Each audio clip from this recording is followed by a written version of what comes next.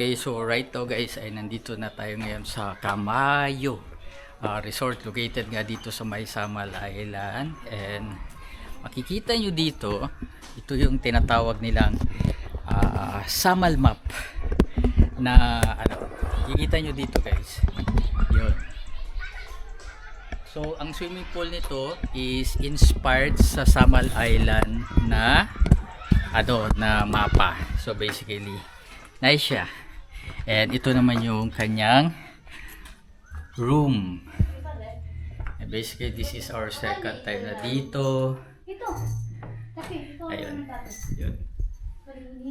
Meron siyang ref, meron siyang couch, meron siyang bed. And ang maganda dito, medyo taas-taas o dako-dako, no? Ang iyang TV, perfect na perfect for barkada kay dili jud mo maghati-hati diri. Then this is also fully air conditioned, 2 beds. Then maganda yung kanyang ano dito guys. Maganda yung kanyang CR because bagong-bago, no? Actually mga wala pa yata itong 1 year or 1 year lang na CR to. Ay tutok sa yung switch dito. Okay? So ito naman yung kanyang swimming pool area, which is a very nice place just in case you want to experience here in Samal Island yung parang personal, parang exclusive daw. So makikita nyo guys, tingnan nyo. And kapag gabi dito maganda, and meron sila, tingnan nyo naman kung gaano ka artistic dito guys. So meron silang shower room dito, meron pang kids which is dito, then doon naman ang for adults. So maganda kasi dito, pwede kayong magsugba-sugba doon sa may ano, or pwede kayong mag-beer doon sa may gitna, no? And dito pwede pang photo op. And the best of all dito sa Camayo, you can also have an exclusive event gaya ng mga meeting or team building because they have parang function hall dito sa kanilang place dito sa Camayo. So basically perfect na perfect just in case gusto niyo ng open space kind of place, no? And yun.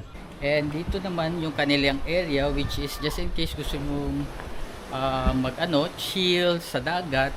Meron din silang dagat dito guys. And tingnan nyo naman ng place. O diba? Solid na solid. Puro solid na solid. Tingnan nyo naman, ang ganda. Hindi siya white sand, hindi rin siya ano, medyo para typical na Filipino na ano. Pero ang maganda dito, syempre yung wave, yung hangin, di ba? Walang katao-tao. And the best of all, safe naman, no? Yung kanilang mga bridges dito. Baka namang maasahan. O, di ba? Ang ganda. Nice, nice. Very, ano ba ang tawag yan? Kung gusto mong ma-relax lang, walang mga extravagant na kung ano-ano, ito yung best, ha? Tingnan nyo naman guys, oh. Walang tao. Tayo lang dito sa Laking Davao. Oh, saan pa yan? Naalala ko dito yung Gimaras. Parang ganito yung ano niya, yung chill lang. Then dito pwede kang umupo just in case. Chill. And basically, ganun lang.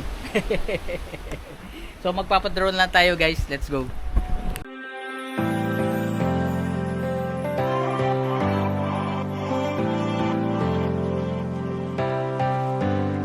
So basically guys, dito makikita nyo rin yung ano, yung Davao Oriental. Yun. Yan po yung papunta ng Pantukan, yung mga Edotok. Parang against the light na ba dito. And basically, what I love about Camayo, kasi pang family talaga siya. So meron kayong option guys, just in case gusto nyo ng ano, pool with your kids, pwede doon. Pero just in case medyo gusto nyo adventure and gusto nyo ng dagat, pamparelax, emo, parang ganito lang, oh, uupo ka lang ng ganito. Ay, ganyan. Uupo lang kayo ng ganyan. Then this is the perfect place for you, for couple, yung mga ganun. In terms sa kanilang ano, sa kanilang accommodation, sa kanilang mga rooms, meron silang modern, meron din silang medyo hindi na modern. But yung modern nila, yung pinakita ko kanina, grabe, solid na solid talaga. So ano lang, expectation versus reality talaga siya. Ito medyo oldies na to, makikita nyo dyan, medyo oldies siya, pero kapag nandito ka sa actual guys, parang although oldies siya yung mga ano, ang mga bridge dito, pero iba yung feeling, no? Parang perfect siya para sa ganitong setting, no? And as you can see guys, wala talagang tao. Ayun, no? Ayun, walang tao. Ayun, wala kayong makikitang taong gumagalaw dyan. And just in case gusto nyong maligo dito, hindi, medyo mabato siya, pero very clear. Makikita nyo, napaka-clear ng kanilang water dito. So basically, perfect na perfect. Just in case na gusto nyong maligo dito, no? And ang nice diri sa Kamayo guys, kay pwede mong magpaluto diri. So just in case dili na mo ganahan mo magluto, pwede tanawar gud ato ang mga cuisine karon guys. Look at this. Yun.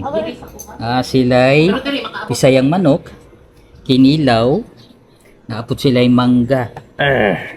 Then silay pansit. So basically this is the foods na pwede niyo ma-experience. Ani jud ang legit guys, kay grabe.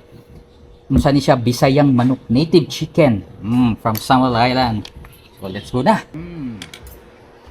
Temptado na. Pero masarap din.